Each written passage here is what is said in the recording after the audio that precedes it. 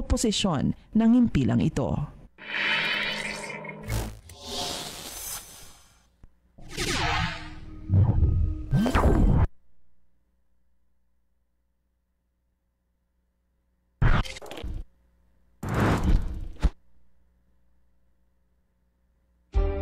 Para sa pinakabago at makabuluhang impormasyon at kaalaman mula sa Ministry of Human Settlements and Development, narito na ang programang MHS Delivers. Hatid ng inyong mga tagapaglingkod na information officers na sina Salimbay Abdullah at Juwayriya bin Emran Muhammad. MHS Delivers, naglilingkod upang maibigay ang mga tulong at serbisyong pabahay at hanap buhay para sa bawat pamilyang Bangsamoro. MHS Delivers sa pamumuno ni Minister Hamid Aminuddin Bara at sa liderato ni BARM Chief Minister Ahud Balawag Ibrahim Al-Haj. MHS Delivers.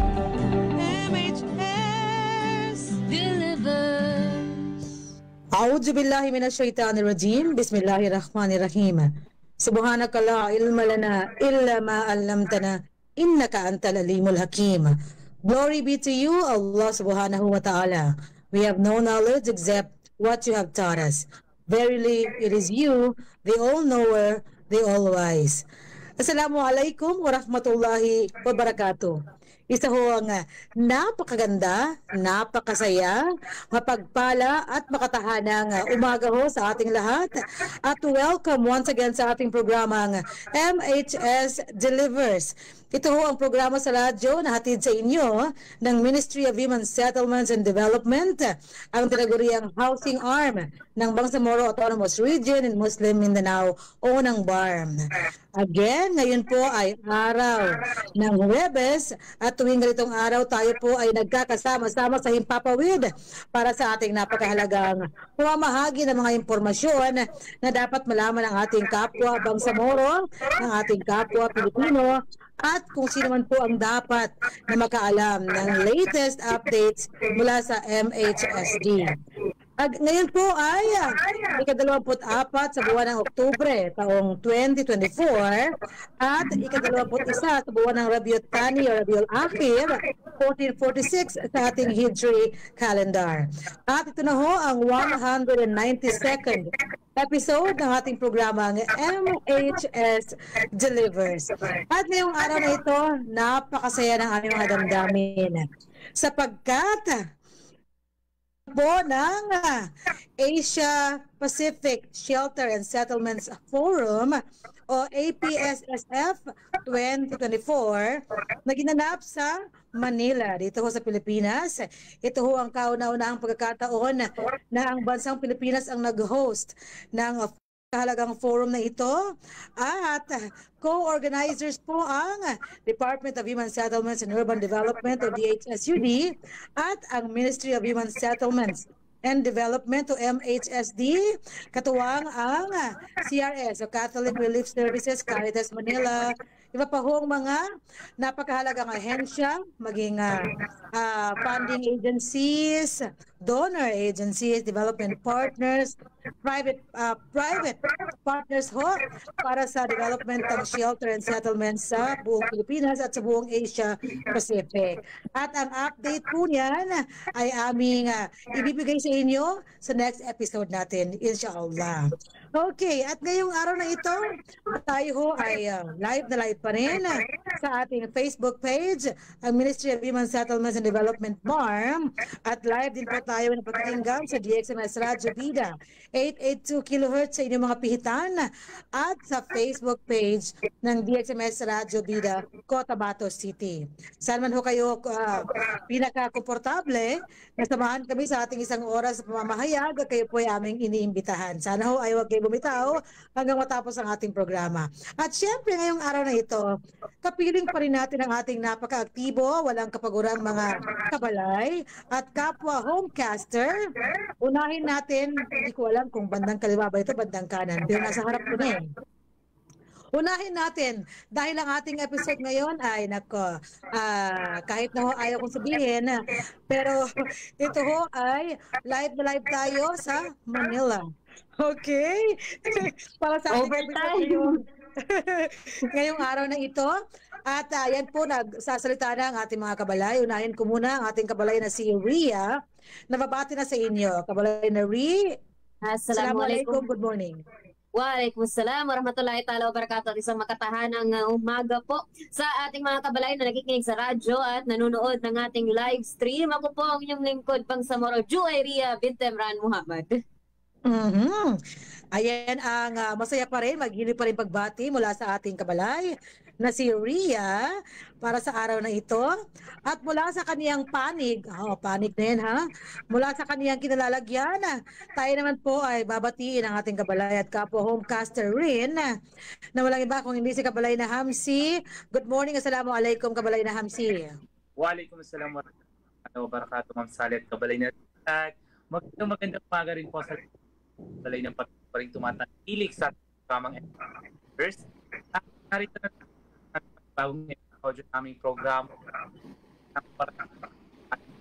tama kaganapan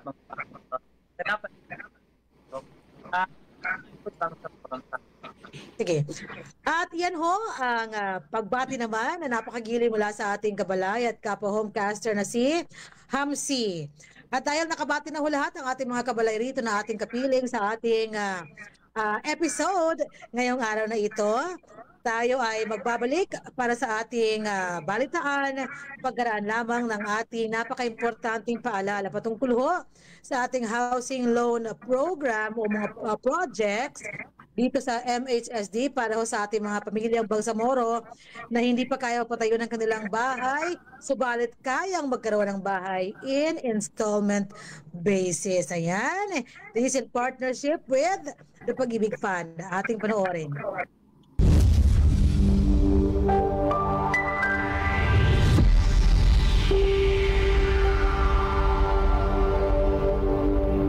Nais niyo bang magsimula ng bagong buhay sa bagong tahanan? Lumipat sa bagong struktura at bagong komunidad? Empleyado ba kayo ng opisina, kumpanya o may matatag na hanap buhay? Narito na ang Ministry of Human Settlements and Development sa pangunguna ni Minister Hamid Aminuddin D. Bara at sa suporta ni Chief Minister Ahod Balawag Ibrahim ang proyektong Economic Housing Loan. Katulad ng mga panimulang struktura sa Phase 1 at 3 ng Barangay Kapiton, Dato Odin Sinsuat kasama ang Phase 2 sa Barangay Simba, Dato Odin Sinsuat. Layunin ng ministry pagpatuloy ang proyekto sa mga lalawigan ng Cotabato City. 63 barangay ng North Cotabato, ang una at pangalawang distrito ng Maguindanao, pati na rin sa island provinces ng Basilan, Sulu at Tawi-Tawi. Narito ang 9 na requirements na kinakailangang ipasa para mag-avail ng housing loan. Una, filled out housing loan application form. Pangalawa, Certificate of Employment and Compensation. Notarized.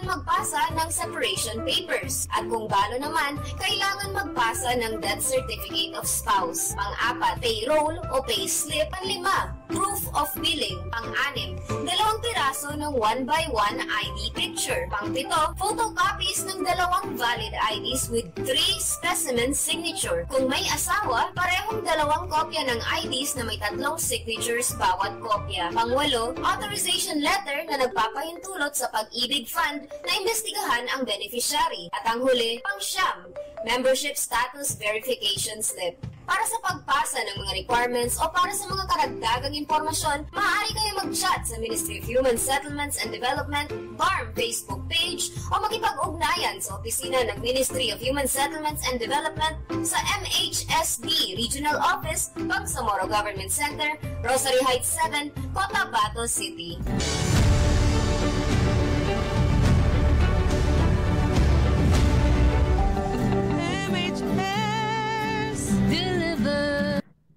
At yon ang ating paalala patungkol ho sa ating housing loan program o projects na hopefully mag-uumpisa na ang ating implementasyon ng proyekto o programang ito sa taong 2025 inshallah. Sana ho ay maaprubahan na magkaroon tayo ng karapatang budget o pondo para ho sa programang ito dahil marami ho sa ating mga kababayang Bangsamoro ang matagal nang naghihintay.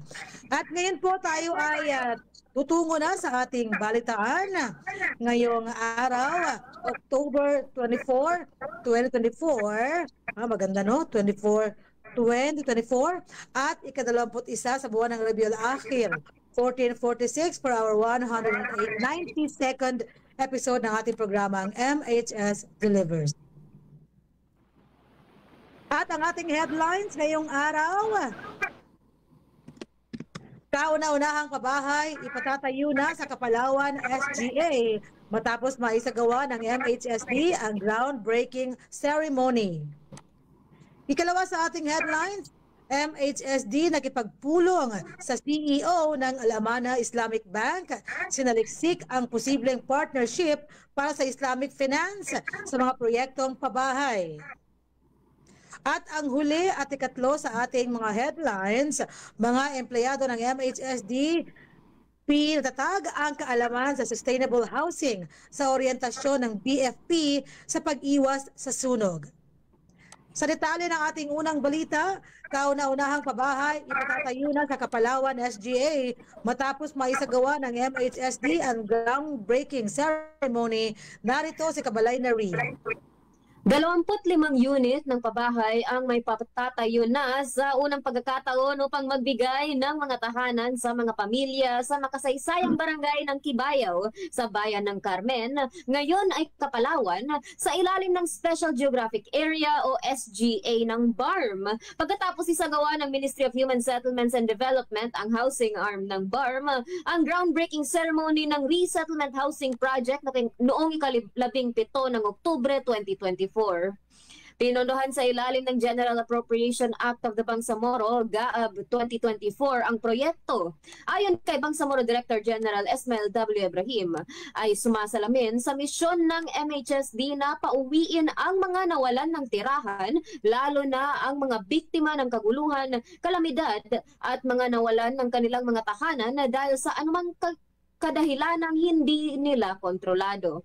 Ibinahagi ni Salem C. Dimuna, Director 2 for Operations and Management Services, ang mga salungatan na nagpahirap sa Carmen sa loob ng ilang taon, na nagtapos sa sandaling hinukay ang lupa hindi para sa hidwaan, ngunit para sa pag-unlad. Katulad ng mahigit 4,000 units ng mga proyektong pabahay na pinatutupad ng MHSD para sa Bangsamoro sa loob at labas ng teritoryo ng BARM. Malugod na tinanggap ni Hamza A. Saleh, ka-Provincial Director para sa MHSD SGA, ang mga kalahok na kanyang inuulit ang pangako ng MHSD na ganap na ipatupad ang mga proyekto sa lalawigan.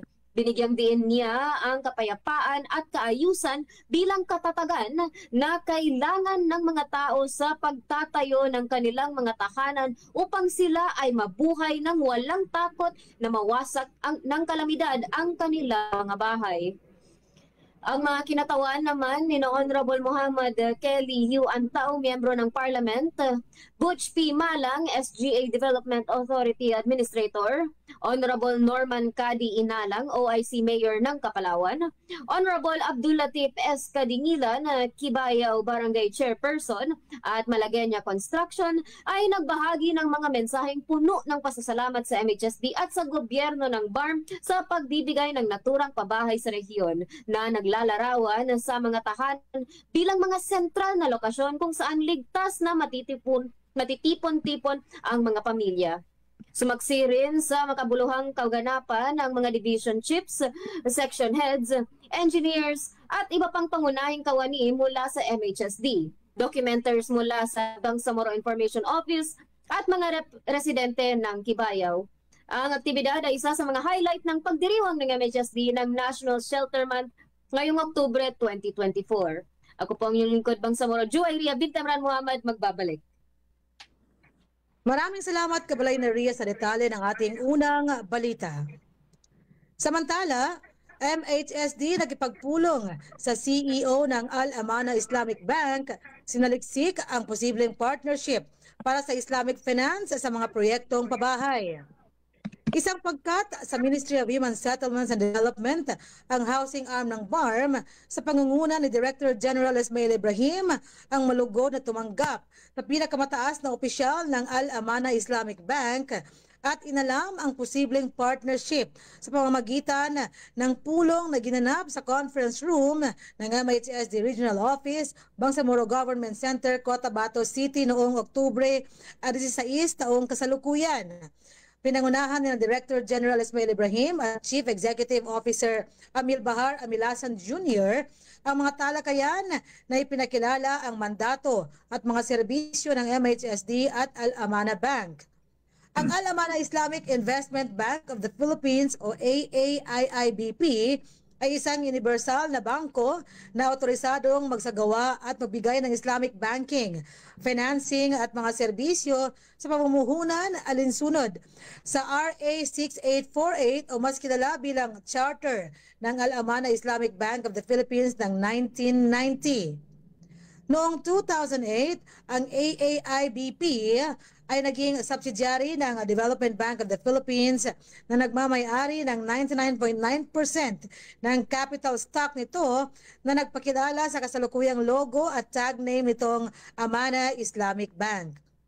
Kabilang sa mga pinag-usapan sa pulong ang pagpoproseso ng mga pagbabayad ng mga housing units sa ilalim ng housing loan projects ng MHSD kung saan maaaring ipakilala ng Amana Bank ang mga pamamaraan ng Islamic financing upang matiyak na ang mga pagbabayad ay alinsunod sa Sharia. Kakailanganin ang karagdagang talakayan upang matiyak ang mga legalidad at detalye ng mga pamamaraan sakaling pumasok ang partnership sa yugto ng pagpirma dahil parehong nagpakita ng positibong pananaw sa posibilidad ang dalawang ahensya. Lumahok din sa pagpupulong sina Salem Demuna, REA Director 2 for Operations and Management Services, Hamza Salik, Provincial Director ng MHSD Special Geographic Area, Attorney Nasiha Marangkas, RSW Legal and Legislative Liaison Section Head, Engineer Zainuddin Buisan, Chief of the Planning and Design Division, Yasir Mama, Chief of the Monitoring and Evaluation Division, Landscape Architect Jihana Abdul Karim, Chief of the Policy Development Coordination and Regulation Division, John Anthony Okumen, Internal Planning Section Head, Jasmine Makarimbang, Accounting Section Head, Sharabay Hasim, Budget Section Head, Nasiva Pangka, Cash Section Head, at Tyrone Luis Agambot, Human Resource and Management Section Head. Para sa mapayapang pamamahay at naunlad na pamumuhay ng Bangsamoro, ang inyong lingkod sa Lembay Abdullah, nag-uulat. At para naman sa detalye ng ating ikatlo at huling balita ngayong araw, mga empleyado ng MHSD, pinatatag ang kaalaman sa sustainable housing sa orientasyon ng BFP sa pag-iwas sa sunog. Nagbabalik si Kabalay na rin. Napahusay ng mga piling empleyado ng Ministry of Human Settlements and Development, ang housing arm ng BARM, ang kanilang kaalaman sa pag-iwas sa sunog sa pamamagitan ng orientasyon ng Bureau of Fire Protection o BFP, Cotabato City Fire Station na ginanap sa Conference Room MHSD Regional Office, Bangsamoro Government Center, Cotabato City noong 18 ng Oktubre ngayong taon. Para sa pinabuting serbisyo pampubliko at bilang bahagi ng mga aktibidad sa pagdiriwang ng National Shelter Month sa taong ito, ang aktibidad ay may mga kinatawan o kalahok mula sa mga dibisyon, opisina at mga seksyon ng ministry upang paunlarin ang kamalayan sa mga hakbang sa kaligtasan kapag may sunog na nakatuon sa mga pinakamahusay na kasanayan para sa pag-iwas sa mga panganib ng sunog at pagpapaunlad ng pabahay at mga pamayanan. Sinaklaw din ng sesyon ang mga mahahalagang protokol sa kaligtasan kapag may sunog, mga pamamaraan sa paglikas at mga diskarte sa pagtugon sa emerhensya upang mabawasan ang mga panganib sa mga proyektong pabahay at mga opisina. Sa kanyang mensahe, binigyang diin ni Ismail W. Ibrahim, Bangsamoro Director General, ang kahalagahan ng pag-iwas sa sunog, hindi lamang sa opisina kundi sa tahanan ng bawat isa at iba pang katulad na lugar. Maging ang pagbabahagi ng sariling karanasan sa sunog sa sariling komunidad na kalaunan ay naibsan ng mabilis na tugon ng BFP ng Cotabato City na noon ay pinatawag.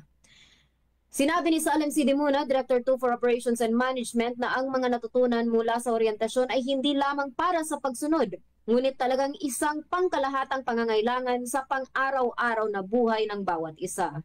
Naibahagi ang mga pamamaraan upang maging ligtas kapag may sunog sa buong orientasyon sa pangunguna ni Senior Fire Officer o SFO 1 Saddam S. Maulana, kasama sina FO2 Gulam Ahmad P. Salem, FO1 Aladdin M. Ork at FO1 Jusni Saleh D. Panda.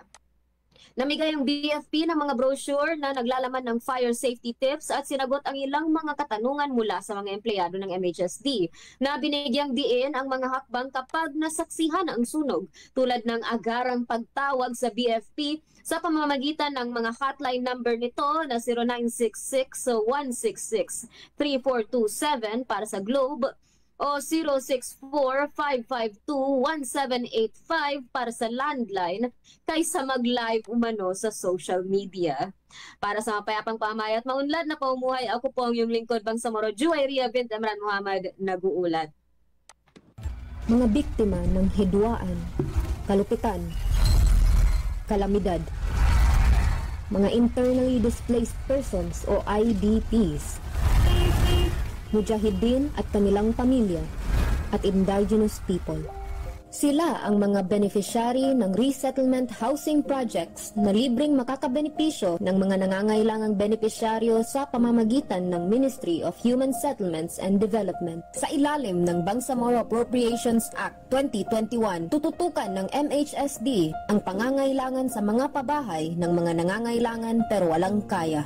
Sa ilalim ng pamumuno ni Minister Attorney Hamid Aminuddin Bara at sa suporta ni Chief Minister Ahod Balawag Ibrahim, narito ang Ministry of Human Settlements and Development para punan ang pangangailangan para sa mga bagong tahanan para sa mga nawalan. Para sa mga karagdagang impormasyon, maaari kayo mag-chat sa Ministry of Human Settlements and Development BARM Facebook page o makipag-ugnayan sa opisina ng Ministry of Human Settlements and Development sa MHSD Regional Office, Bangsamoro Government Center, Rosary Heights 7, Cotabato City. MHS delivers. At ayan ho ang ating maikli at napakimportanteng patalastas patungkol ho sa ating resettlement housing projects na ating itinataguyod sa buong Bangsamoro Autonomous Region in Muslim Mindanao mula sa ating mainland sa Maguindanao del Sur, Maguindanao del Norte, Lanao del Sur at Special Geographic Area o SGA hanggang sa ating island provinces mula sa Basilan, sa Sulu hanggang probinsya ng Tawi-Tawi. Okay, at dahil po tayo ay nandito na sa ating IPH, atin humuling katawagin ang ating kabalay na si Ria para ibahagi sa atin anong nga ba ang kaniyang trivia na dapat nating malaman ngayong araw na ito, kabalay na Ria. Ang ating IPH ngayong araw na ito ay isa sa mga topikong pinag-usapan sa mga sessions, sa mga plenary sessions ng ating Asia Pacific Shelter and Settlements Forum, at ito ay sa larangan ng bamboo. So pinapanatili ano yan? Yung singer ba yan? Yung singer ba? Pwede. Doon galing ang pangalan niya. Okay. Bamboo. Pinapanatili ng bamboo ang mga gusali ng natural at malamig. At ang kakayahang umangkop nito ay nagbibigay daan sa kanila na makayanan ang mga lindol na may lakas na 7 hanggang 8 mga bagyo na may hangin na hanggang 300 kilometro kada oras. So ang mga istruktura ay lubhang matibay at nababanat at nasubok din para sa kanilang paglaban sa sunog at infestasyon ng insekto. Ang pagtatayo gamit ang kawayan ay may iba pang benepisyo sa lipunan. Ito ay 37 hanggang 38% na mas mura kesa sa isang konkretong bahay. So mas mura pa siya. Ang affordability ng kawayan ng mga bahay na gawa sa kawayan ay nagbibigay daan para sa mas malaking epekto sa lipunan dahil ito ay nagbibigay daan sa mas maraming pamilya na magkaroon ng access sa ligtas at nababanat na pabahay. So isa yun sa mga options natin na pag-usapan sa APSSF for sustainable, long-lasting at eco-friendly kumbaga housing and shelter options. So kasalukuyang konkretong mga pabahay nga ang ginagamit ng MHSD, pero nung pinag-usapan ang ating traditional housing kung sa mga pabahay na mas prefer nila yung traditional na kahoy ang sahig or baka mas bahay kubo ang style ng bahay, nandyan ang kawayan, lubos ang Pilipinas sa kawayan para bilang isa sa mga pwedeng piliin na options. So yun po ang ating IPH sa araw na ito. Okay. Maraming salamat Kabalay na Ria sa ating napaka-importanting trivia. Ngayong araw na ito, ulitin mo raw sa pag-greet kasi may batok sa kanin, imbis na yung mute ni ginawa nila. Alam mo, di ko na ko yung batok, alam mo, pinapahiga ako. Kabuta rin sa sarili. Record. Sige. Maraming salamat Kabalay na Ria sa ating detalye tuloy. Wala na. Sunod-sunod na yung cut natin. Sige. Ikaw pagod ng sarili. Ikaw pagod. Sige. Ikaw rin yan. Maraming salamat Kabalay na Ria sa ating patrivia through our IPH ngayong araw na ito kung saan ibinahagi mo ang kagandahan ng paggamit ng bamboo o kung sa Tagalog ay kawayan. Ano sa Maguindanao ng bamboo, Ria?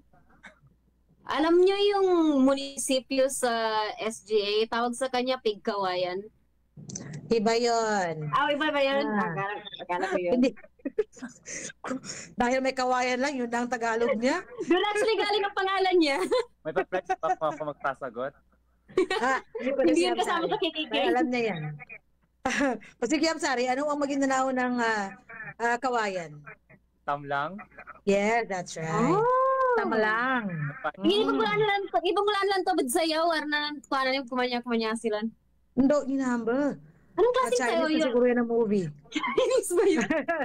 May house silang kawayan, tapos ginapadyak nila dalawa sa sayag, and then ginapadyak nila yung kawayan dalawa sa isa't isa. Aba, kawayan dance yan. Okay? Tinikling! Tinikling. Grabe ka. Tama nga naman. Kawayan ang ginagamit doon.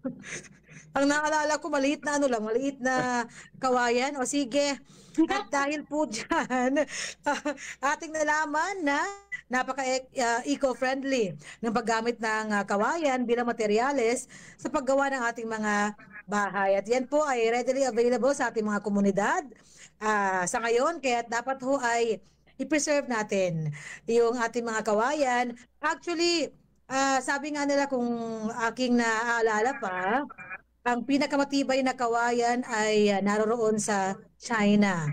Kung inyong napapanood yung mga pelikula ni Jackie Chan, ayan, yung mga kawayan na yan napakatibay. Tagal na ako yung nakapanood ng Jackie Chan movie. Parang last na Jackie Chan na napanood ko, Kung Fu Panda. Wala nang labasan ng dito, ha? Sige. Okay. Sige, dahil dyan, yan po ay ating natutunan na kuha mula sa APSSF. Kagaya nga po ng binanggit ni Kabalay na Ria, at isa lang po yan dahil nagkaroon tayo ng 14 sessions, 14 topics sa ating breakout session ng APSSF. Maliban pa yan sa ating panel discussions kung saan ang dami natin natutunan na mga impormasyon patungkol sa shelter and settlements sa buong Asia Pacific. Mashallah. At dahil dyan, mula kay Ria, tayo naman ay dadako kay Kabalay na Hamsi. Ano nga ba ang kaniyang patips ngayon patungkol sa ating kalusugan at kaligtasan? Kabalay na Hamsi, bahagi mo na sa amin. Yes, Ma'am Sally, maraming salamat po. At may cling segmento lamang po para sa ating segmentong Health and Safety First. Best health is your greatest wealth. Ating pag-uusapan ngayong araw ang selebrasyon ng Food Safety Awareness Month or Week na ginugunita ngayong week nga. Ang Food Safety Awareness Week sa Pilipinas ay ginugunita ngayong Oktubre. Ang linggong ito ay nakatuon sa pagpapaigting ng kamalayan ukol sa tamang pamamaraan at paghahanda ng paghawak ng pagkain upang masigurado na ligtas itong kainin at walang kontaminasyon. Binibigyan din ang kahalagahan ng kalinisan, tamang paghawak ng pagkain at pag-iwas sa mga sakit na nakukuha mula sa kontaminadong pagkain. Bahagi ng Food Safety Awareness Week na mas malawak na kampanya ng gobyerno na sa ilalim ng Food Safety Act of 2013 Republic Act number 10611 na nagalayong palakasin ng mga patakaran at regulasyon sa kaligtasan ng pagkain sa iba't ibang sektor.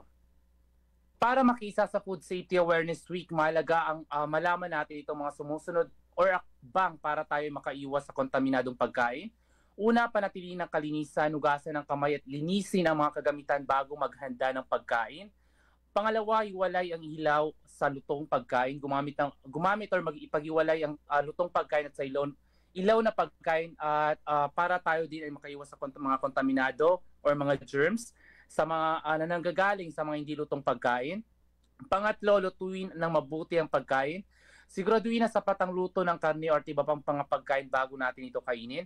At pang-apat, imbak ang mga pagkain ng maayos. Ilagay sa refrigerator ang mga natitirang pagkain na hindi natin naubos.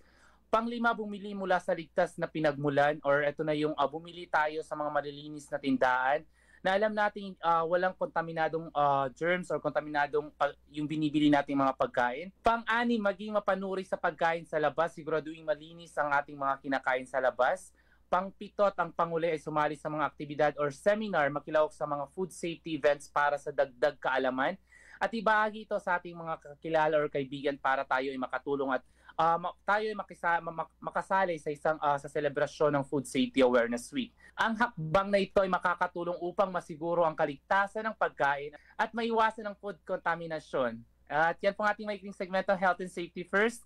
Best health is your greatest wealth. Ako po nilingkod Bangsamoro Sari Pala. Maraming salamat Kabalay na Hamsi sa ating HSF episode ngayong araw na ito. At yan nga po ay patungkol sa Food Safety Awareness Week. Ngayon pa lang linggo ang pagdiriwang niyan o observation obserbasyon nitong ating food safety awareness. Ayan, kailangan talaga ligtas ang lahat ng pagkain na ating kinakain. Iwas tayo sa food poisoning. Kawawa ang ating sarili, kawawa ang ating pamilya, kawawa ang ating mga mahal sa buhay. Ayan. Kaya't mag-ingat tayo sa lahat ng ating kinakain. Lalo na kung nag-on travel ka, good. Oo. Tapos marami ka palang kinain na hindi mo alam kung safe ba, ligtas, malinis sa pagkakaluto, wala bang naihalong chemical na maaaring maka-poison sa iyo. Yan, ingatan natin yan. For some reason, naalala ko ang back secretariat head natin, ang internal planning section head natin, John Anthony M. Okimen. For no reason at all. Walang kinalaman ng food poisoning, no? Sa ating sabay-sabay na pagkakaalala kay Ding Dong, ang head ng ating buhay pa siya, naalala lang namin. Oo. Bigla na pumasok, nagkataon sabay-sabay kami nakaalala kay Ding Dong. Okay? Nako, baka ulanin tayo ng ito, comment sa ating Facebook Live. Sige. At yun ho, ang bumubuo sa ating mga paunang segments ng ating programang MHS Delivers. Yun po ang ating IPH at ang ating HSF. Ngayong episode natin. And again, this is our 192nd episode ng ating programang MHS Delivers. At ito ho ay itutuloy-tuloy na natin sa ating MHS Discusses, kung saan nagkaroon tayo ng pagkakataon na makasama sa isang diskusyon o talakayan ang ating guest. Naku, napaka-importanting guest po patungkol sa ating topic na Asia Pacific Shelter and Settlements Forum 2024. Ipakikilala ni Kabalay Naria kung sino ba ang kanyang nakausap sa ating MHS Discusses. Kabalay Naria. Ang Kabalay Naria na magpapakilala sa ating kasama sa talakayan ay nasa nakaraan. So, Kuya Hamsi, puntahan na natin si Ria sa October 20. Let's go! Okay. Assalamualaikum warahmatullahi ta'ala wabarakatuh at narito po tayo muli sa isa pang episodyo ng MHS Discusses. Ngayong araw na ito, ang ating makakasama sa talakayan ay isang arkitekto, environmental planner at real estate practitioner na may halos 4 na dekada ng pagsasanay sa parehong pribado at pamahalaan. Siya po ang nangangasiwa ng planning service, ang Planning, Housing and Settlement Service, ang Environment, Land Use, Urban Planning and Development Bureau, at gumaganap bilang kahalili ng DSUD Secretary to the Board of Trustees of the National Housing Authority, Board of Directors of the Home Development Mutual Fund or Pag-ibig Fund, ang National Home Mortgage and Finance Corporation, at ang National Human Settlements Board, bukod sa iba pa. Ang ating kabalay na makakasama sa episodyo ng MHS Delivers ngayong araw na ito ay walang iba kundi ang Undersecretary for Planning, Internal Cooperation and Institutional Partnerships of the Department of Human Settlements and Urban Development. Walang iba kundi si Undersecretary Henry L. Yap. Assalamualaikum sir, and good day po sa inyo. Thank you for accepting our invitation for this interview on a very special occasion.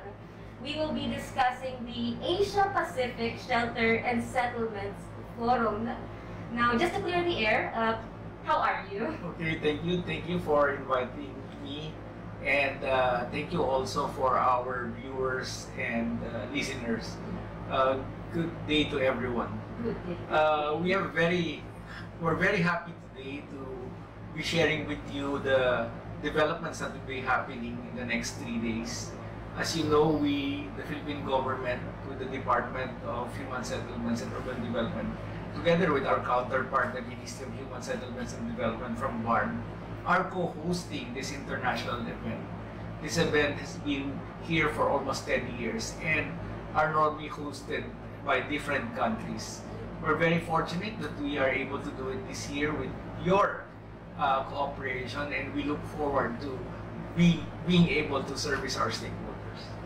Thank you. So later we'll dive into what is this Asia Pacific Shelter and Settlements Forum. But for now, you mentioned that this has been an ongoing activity for an entire decade. So that's 1 out of the 4 decades you've been in service.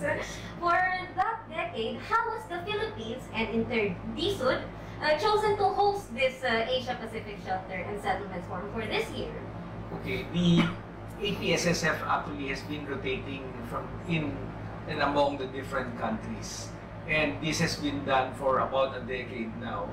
And this year they felt that they should invite the Philippines to join that league of hosting, given that the Philippines has the 4PH or the Papansa Pabahay para sa Filipino program as a flagship program. As we understand, many of our counterparts in the Asia Pacific regions are very interested to be aware of how we are doing our plans here. And this is a fitting opportunity for us by hosting this event. Congratulations for this amazing opportunity. Out of hundreds of countries, this year it is being held in the Philippines. So congratulations for this amazing, hopefully for background. We are recording this a day before the 3-day activity of the Asia Shelter Forum. So inshallah that those 3 days will be discussed here. For that, what can we expect in the upcoming 3 days of the forum? Like any activities or events to be conducted?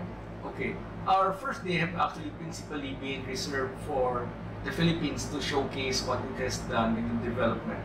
Of course, we will start with the formalities. Our secretary as well as your minister will be opening this. We've also invited our host city, the mayor of Pasay, Mayor Calixto Rubiana, to be able to open this so that we can have our international partners join us. We also have ministers from Nepal and from Pakistan who will also join in the start of the program. We've also invited a lot of our global humanitarian shelter cluster to join us, including of course the Catholic Relief Service, the International Federation of Red Cross and Red Crescent, among others, will be joining us on the first day.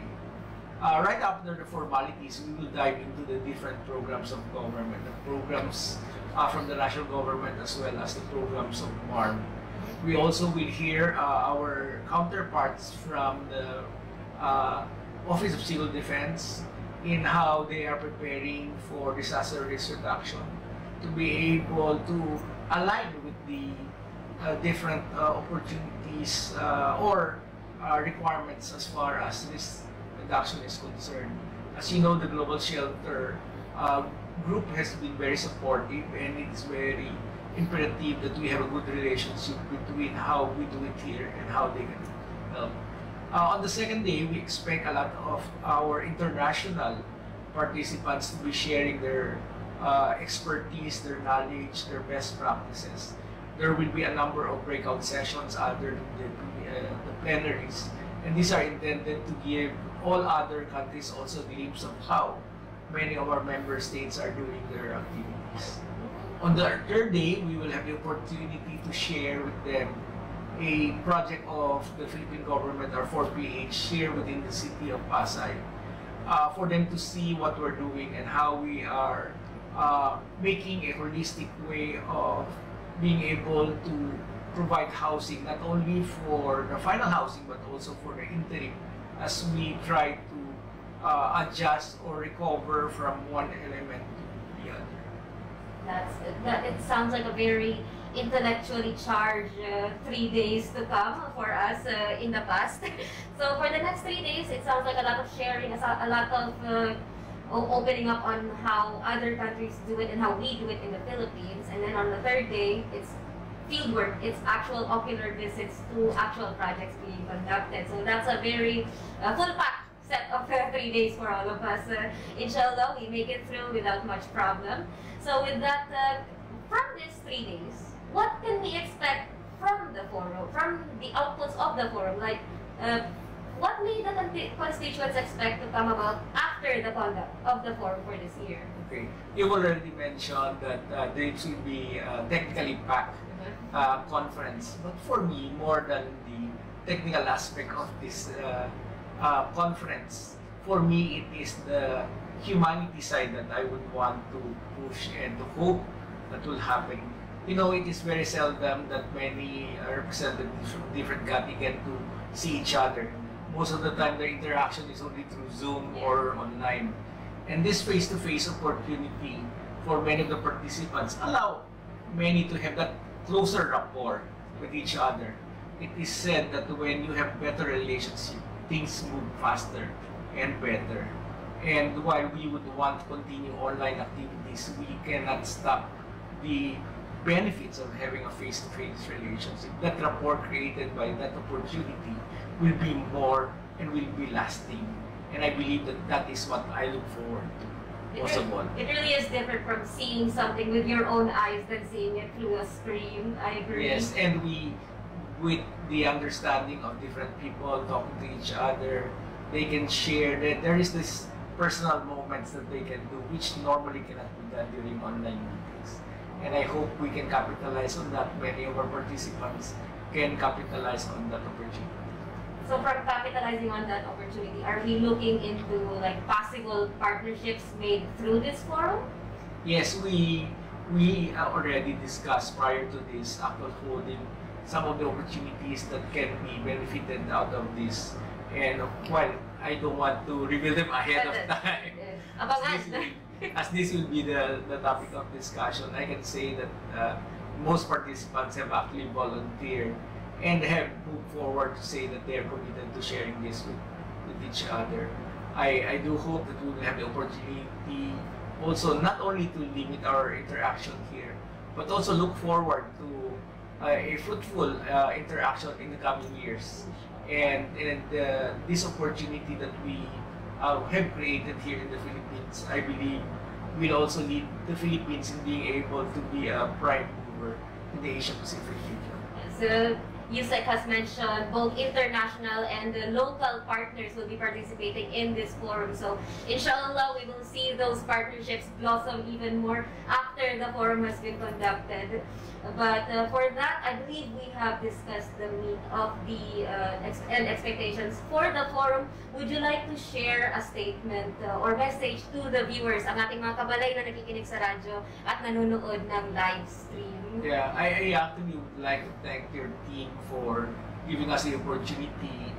Even prior to this international conference, we've actually been working with your ministry to also be able for us to share our programs and our activities. I do look forward in the coming months that we have more solid working relationship and that our team can also go down and provide assistance to the BARM, Ministry of Human Settlements and Development.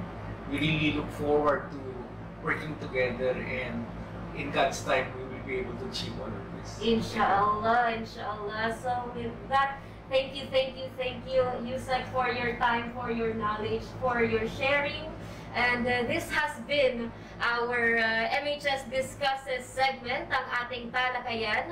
Happy National Shelters Month sa ating mga kabalay na nakikinig at nanonood ng live stream. At ako po ang inyong lingkod, Bangsamoro, Juwayria bint Emran Muhammad. Nagpapaalam na po para sa ating MHS Delivers, MHS Discusses segment. Shukran. Salamat. At yun ho ang naging talakayan na kung saan featured ang ating topic na Asia Pacific Shelter and Settlements Forum 2024, kung saan nagkaroon ng pagkakataon ng ating kabalay na si Ria na makapanayam ang Undersecretary for Planning, International Cooperation and Institutional Partnerships ng Department of Human Settlements and Urban Development o DHSUD na walang iba kung hindi si Architect Henry Yap. Napakaganda ng kanilang naging talakayan at maraming salamat po kay Yusek at sa lahat ng namahala na magkaroon kami ng pagkakataon na makausap siya kahit na super busy ni Yusek, ni Architect Henry Yap.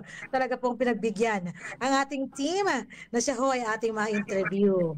And he is excited na mapanood ang kanyang naging pagkipagtalakayan kay Ria sa ating episode ngayong araw na ito. At dahil dyan, tayo ho ay tutuloy-tuloy na sa ating huling bahagi ng ating programang MHS Delivers. At yan ay ang ating KKK. Ano nga ba ang magic 3 questions ng ating kabalay para sa ating segment ito? Kabalay na Ria? Assalamualaikum warahmatullahi ta'ala wabarakatuh. At para sa segmentong KKK natin ngayong araw na ito, para sa inyong kasagutan sa aming katanungan ukol sa kaalaman ng ating programa, ang posibleng magpapanalo sa inyo ng 100 peso load. Ipadala lamang ang tamang sagot sa numerong 0955-799-4778. Muli, 0955-799-4778. And without further ado, ang ating unang tanong ay, kailan ginanap ang unang araw ng Asia Pacific Shelter and Settlements Forum 2024? Okay. So, month, date, year. Huwag nyo naman gawin 2025. Ikalawang katanungan? Ikalawang katanungan, ilang araw sumatotal ang kaganapan ng Asia Pacific Shelter and Settlements Forum 2024? Yung una, date ha? Petsa. Ikalawa, ilang araw? So, date ang first answer, number ang second answer. So, good luck. And finally, sa ating third question, ano bang magandang third question? Sige. Parang gusto ko magtanong. Gara. Sige.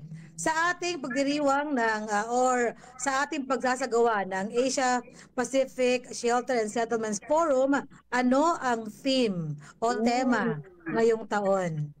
Alam ko na nung number ang hindi nila sasagutin.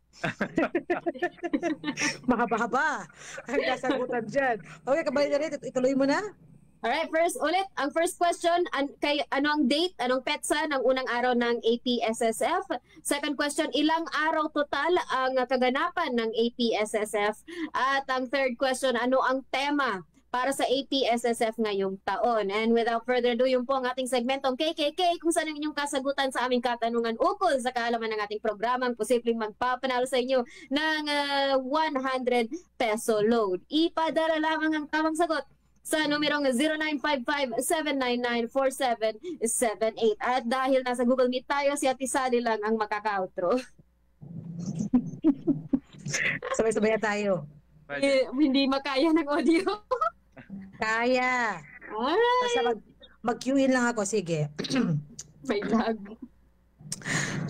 At yan ho ang ating segmentong KKK na ibinahagi sa atin ng ating kabalay na si Ria.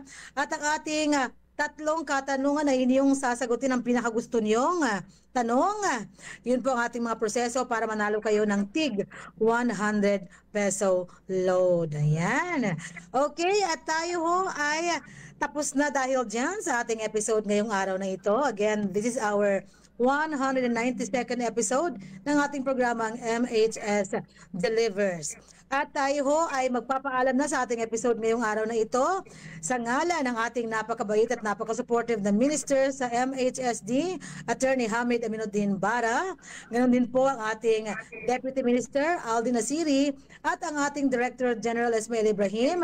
At sa ngalan nina, ako po ang inyong lingkod pang Samoro, Juwayria bint Emran Muhammad.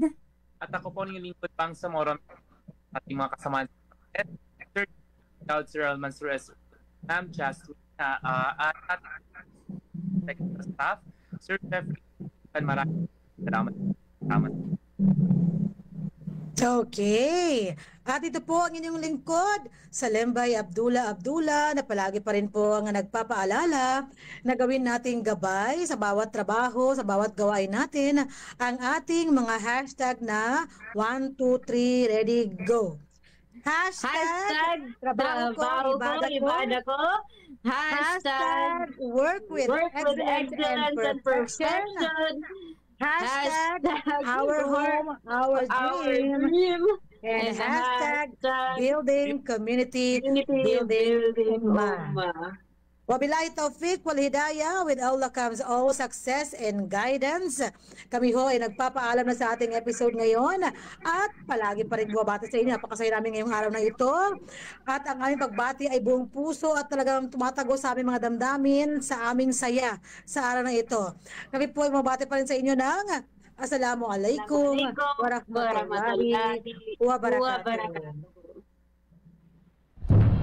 Sumainyo ang programang MHS Delivers. Naglilingkod upang maibigay ang mga tulong at serbisyong pabahay at hanap buhay para sa bawat pamilyang Bangsamoro. MHS Delivers sa pamumuno ni Minister Hamid Aminuddin Bara at sa liderato ni BARM Chief Minister Ahud Balawag Ibrahim Al-Haj. MHS Delivers. Ang mga pananaw at opinyon na ipinapahayag